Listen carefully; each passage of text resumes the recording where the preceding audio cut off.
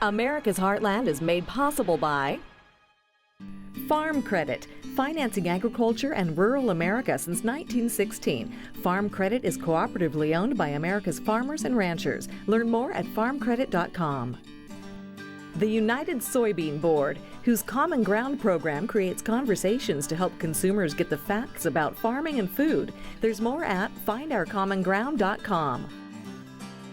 The American Farm Bureau Foundation for Agriculture, dedicated to building greater awareness and understanding of agriculture through education and engagement. More information at agfoundation.org. The Fund for Agriculture Education, a fund created by KBIE to support America's Heartland programming. Contributors include the following. Hi, I'm Sarah Gardner. We're taking you to a very large farming operation in Kentucky this time. We'll introduce you to a family that's been working the land for more than a century. And while they raise corn, wheat, and soybeans on more than 10,000 acres, they're very quick to point out that this is still a family farming operation. Hi, I'm Jason Schultz. It might just look like grass to you and me, but it's actually a major agricultural harvest for many farmers all across the Heartland, and it brings in some big bucks. There's also research going on to improve the grass that we walk on. Coming up, I'll take you to Florida for a tutorial on turf grass. Hi, I'm Sharon Vaknin. We go from farm to fork this time with some unique recipes for you. A great dessert and a main dish using the sweet taste of apricots. Hi there, I'm Rob Stewart. Farmers and ranchers face many problems all across the Heartland. This time we'll take you to Louisiana to show you how livestock and crops are being threatened by wild hogs. That's coming up next, right here on America's Heartland. You can see every woman and man in America's heartland, living close to the land. There's a love for the country and a pride in the brand. In America's heartland, living close to the land.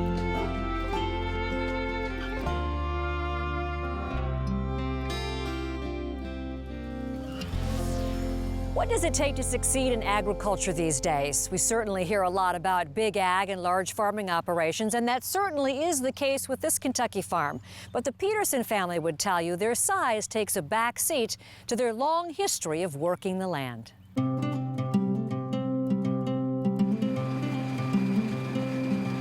We're farming a total of around 13,000 acres now. 13,000 acres, just over 20 square miles, about the size of a small city. That kind of acreage may make you think of what some people call big ag, but the Petersons will tell you that they consider themselves simply a family farm. Most of the large farms in America are family farms. Most of them are just like ours. There are a group of family members or a group of neighbors who have formed together to farm as a cohesive unit. It's the nature of agriculture. We share our resources. I'm better at one thing than my brother Bill is. He's better at things I'm not so good at. Their size allows them to diversify in what they grow, including newly planted corn, one of Kentucky's leading field crops. Nearby, nearly 4,000 acres of winter wheat are being harvested on this early June morning. Once their wheat is harvested, the brothers plant soybeans on the acreage. Almost all the acres of wheat are double cropped with soybeans. So it's kind of 3 crops in 2 years type of rotation. Soybeans are an important crop for American farmers, used in food products, soybean oil, and livestock feed. A lot of our soybeans are shipped all over the world. We're shipping into a kind of a specialty market where a lot of our soybeans are used for food consumption in tofu. And so Asia, Japan, Indonesia, Korea are big customers. Like many other family farms, the complexities of handling multiple crops on extensive acreage demanded an investment in technology. In order to afford all the new technology, it takes some volume of business to afford these things. They're just expensive. I mean, for instance, these combines out here in the field, they're being driven by GPS satellites. We probably have somewhere close to $200,000 invested in GPS equipment. How close to harvest are you with this wheat? As early as this afternoon. Oh. Probably be tomorrow before we get here for this particular field. Nice color. These are glooms. Where each one of these is a gloom.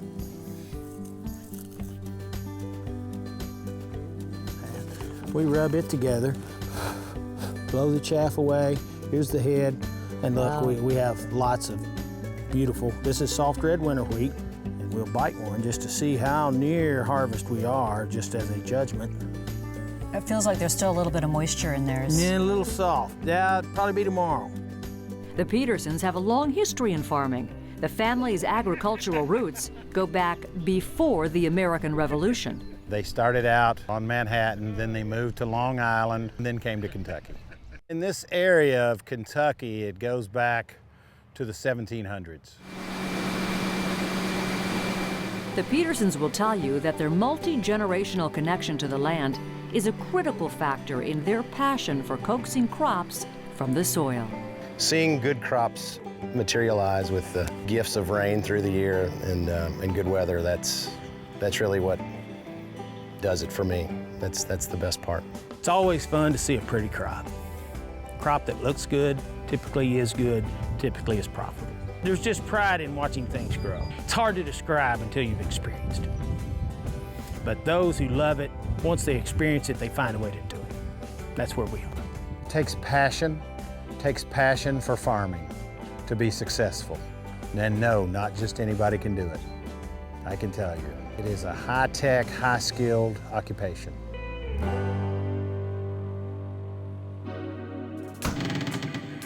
The Bluegrass State is well known for horses and tobacco, as well as corn, soybeans, and wheat. But did you know that Kentucky has been growing and selling ginseng since the days of Daniel Boone? Wild and cultivated ginseng is a multi-million-dollar crop in Kentucky. And one more plant, known for its beauty as a garden shrub, witch hazel is also a Kentucky plant used in making a medicinal liquid. We're going to share a story with you now that many people may not be aware of. Did you know that in many areas across the Heartland, there is a growing threat to farmers and ranchers from wild hogs? That's because these wild hogs can do some tremendous damage to farmland and crops.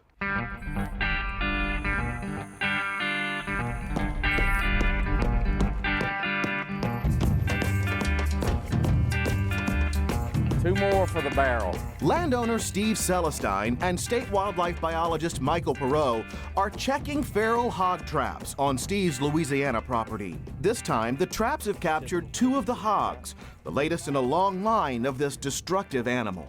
We caught close to 3,000 hogs in about a 2.5-year period, and I think we have stopped counting at 3,000, and we've probably caught another 700 or 800 since then. Feral hogs are a growing problem facing farmers and ranchers in many parts of the country. Generally, once limited to the South and Southeast, they can now be found in more than 3 dozen states, from California to Florida. They're rooting up the crops. They actually will dig big holes in the ground and lay out in the crops at night, and it just tears up the equipment. We trap as much as we can, but there's no way to stop them from coming in the field. Steve's property also supports a commercial deer hunting operation. That business has been impacted by the hogs too. If we put feed out for the deer, what'll happen is it attracts the hogs, and the deer will not come to the feeder when the hogs are there. Many states list feral hogs as predator animals. Louisiana has tens of thousands of the hogs. The state's neighbor, Texas, is home to an estimated 2 million. I can sit out here and watch this field tonight and try to kill hogs that are trying to eat our corn, but we have 900 acres of corn. So I can only watch 4 or 5 acres a night. We can't protect all of our acres at one time. Early explorers to the Americas let hogs run wild to be used as a food source.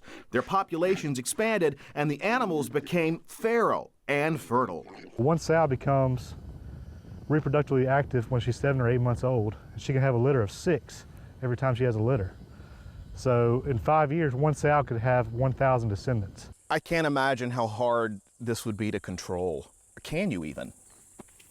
It's hopefully we can maintain, that would kind of be the ultimate goal right now. Louisiana officials say poison is not an option because of the dangers posed to other wildlife. The state allows landowners to hunt the animals on their own property, even at night when the feral hogs are most active. Now we can hunt them at night along with coyotes and beaver and nutria and armadillo with basically any weapon you want, as long as you contact your sheriff's department prior to doing so. Louisiana and other states are anxious to control the hog population since the animals can spread disease and have been implicated in attacks on livestock. But trapping them is a challenge. Hogs are extremely intelligent, and they can become very trap weary over time. So, you always got to stay on your toes and maybe, target a specific age class rather, target the little ones rather than the old ones. When we first started, it was nothing to catch, 200 and 300 pounders common all the time.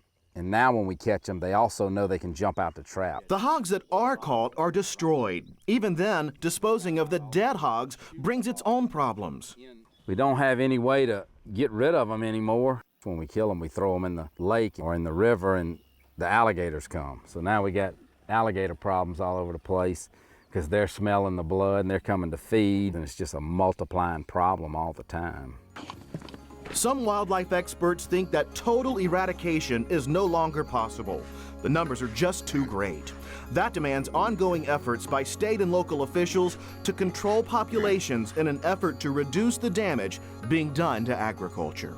Eradication obviously would be a dream, but I think all we can really do now is just do the best we can in managing the pig populations pretty much at where they're at and not let them expand anymore. They tear up equipment, they tear up the roads, they tear up everything. But after a while, it just drives you crazy trying to eliminate them. You can't. Hi, I'm Sharon Vaknin.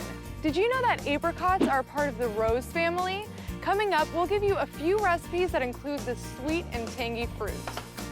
I'm Jason Schultz. Still ahead, I'll take you to Florida where some farm fields look like the lawn you wish you always had.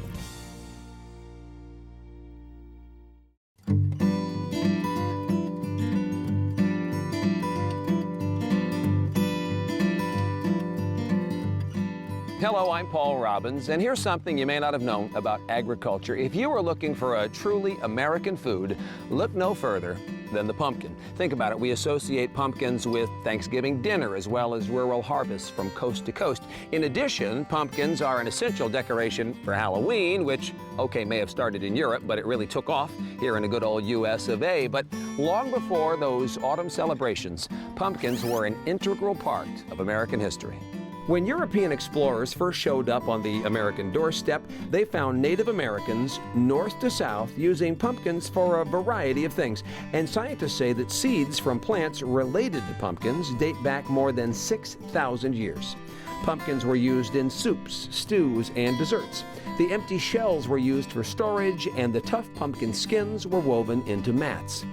Those early explorers took pumpkins back to Europe, where the locals made them a favorite on dinner tables there. Now, there are conflicting reports whether pumpkin was really served at the first Thanksgiving, but there's no doubt that it was part of the meal at celebrations in the years to come. Pumpkins are in the same family as squash, watermelons, and cucumbers. There are dozens of varieties, and colors can range from the traditional orange to blue, blue-green, and white. Ohio, California, and New York are three of America's prime pumpkin producers, but you'll find pumpkins growing on almost every continent around the globe. Pumpkins are about 90% water, and the majority grown in the U.S. are used primarily for decorations. Quick quiz for you here. Are they a fruit or a vegetable? Give up? Well, because they have seeds, pumpkins are considered a fruit, just like tomatoes, which of course some people consider to be a vegetable. And I wouldn't try this at home, but pumpkins were once recommended for removing freckles and curing snake bites. I will stick with the pumpkin pie.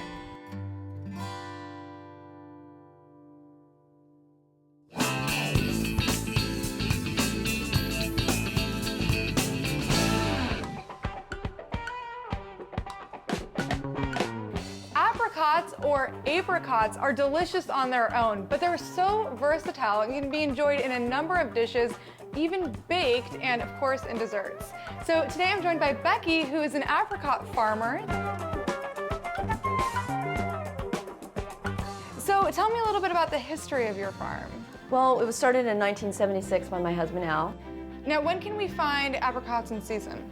Well, in Northern California, they start around the beginning of June, and they go through the month of June. We have about 20 acres of apricots, and we grow about 7 different varieties. So today I'm making root roasted vegetables with apricots and an apricot goat cheese appetizer. What are you making? I'm gonna make an apricot cobbler. Let's do it. Okay. First we're gonna cut, this is about 3 pounds of apricots, and we're gonna cut these in half.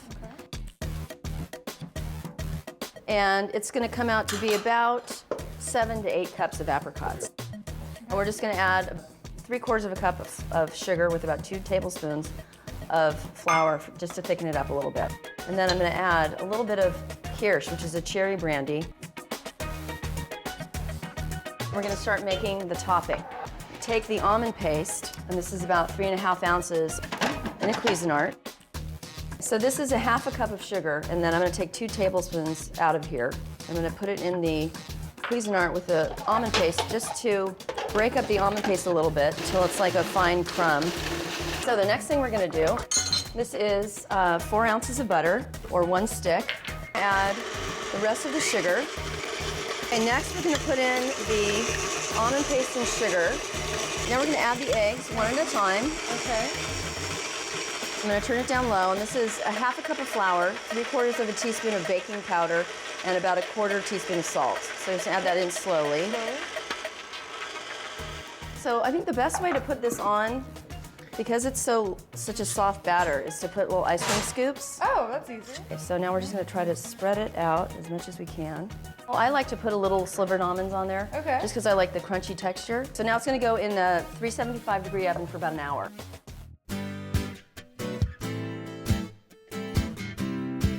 Roasted root vegetables with apricot is not really something you would expect, but we're going to use spices to marry those two flavors together. So we'll just go ahead and start by quartering these red potatoes, and I'll start on the sweet potato.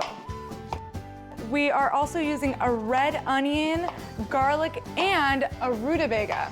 Now I'm also putting carrots in here. We'll put all of the veggies and the apricots in there, and we'll put 1/4 to 1/2 cup of olive oil, depending on how many veggies you end up with. And then we'll spice them. I'm using paprika, cayenne, red chili flakes, salt, pepper, garlic powder, all of these deep flavors that marry the sweetness of the apricots with the rich flavors of the root vegetables. And we'll put them in the oven at 375 degrees for about 40 minutes.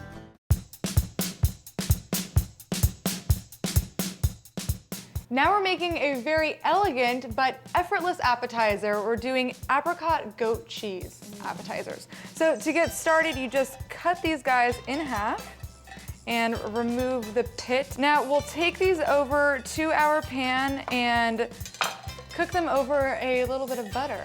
Cut side down Cut first. side down. Now we're not turning it, we're just letting the sugars release and caramelize a little bit in this butter.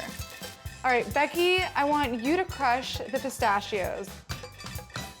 We're gonna fill those apricots with a little goat milk brie. And while you are filling up the apricots, I'm going to chiffonade this basil. All right, so now I'm going to hit each one of these with a little bit of honey, sprinkle a little bit of the pistachio on top, just a little bit of cinnamon. Each one of these will get a ribbon of basil.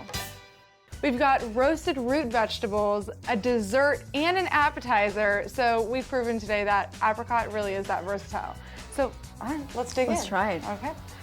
The spices are perfect. The secret is not to overcook the vegetables. The goat brie cheese is so delicious with the apricot and the honey. The honey, yeah, and the cinnamon really tie this dish together. Let's try the cobbler. I'm ready. That's incredible. And with fresh apricots and dry, I'm so glad we can enjoy this fruit year-round.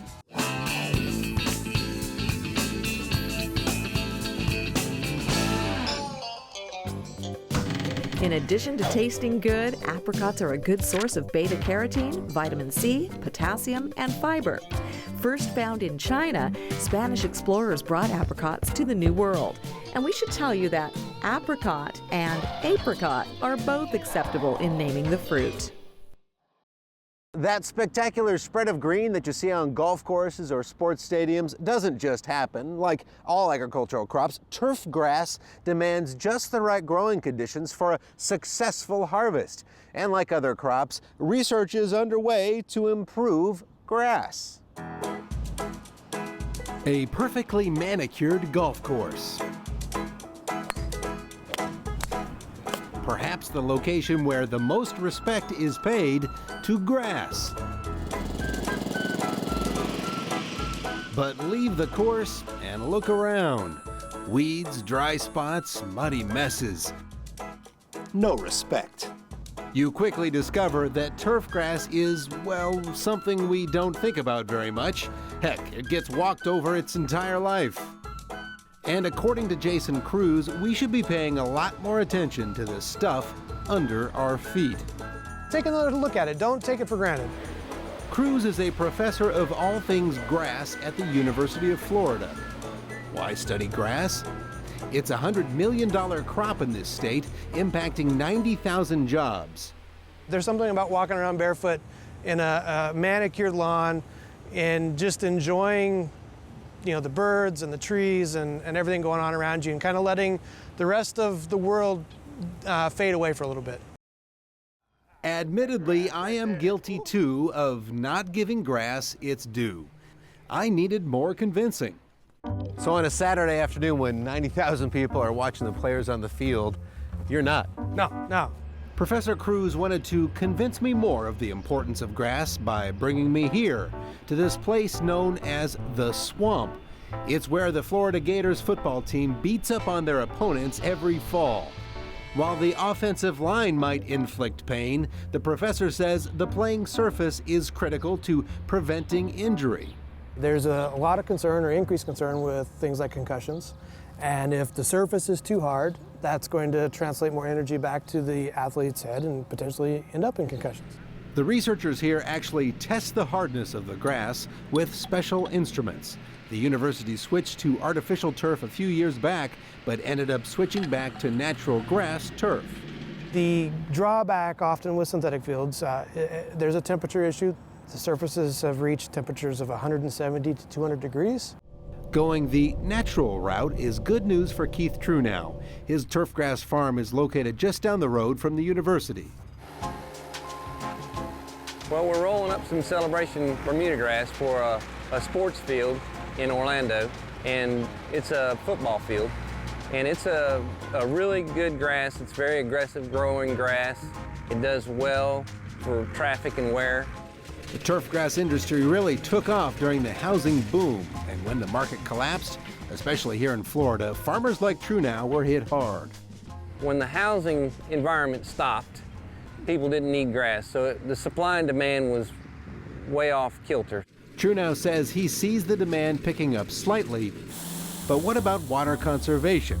We have things like soil moisture sensors that can be included or incorporated into an irrigation system that would allow the irrigation system to irrigate the plant community when it needs it. Researchers are also working on new grasses that need less water and fertilizer. One may have better shade tolerance, one may have better disease tolerance, and if shade is your major problem, then you want that specific grass. If you live in an area where insects or diseases are the primary problems, then you want a grass that potentially tolerates those pest problems.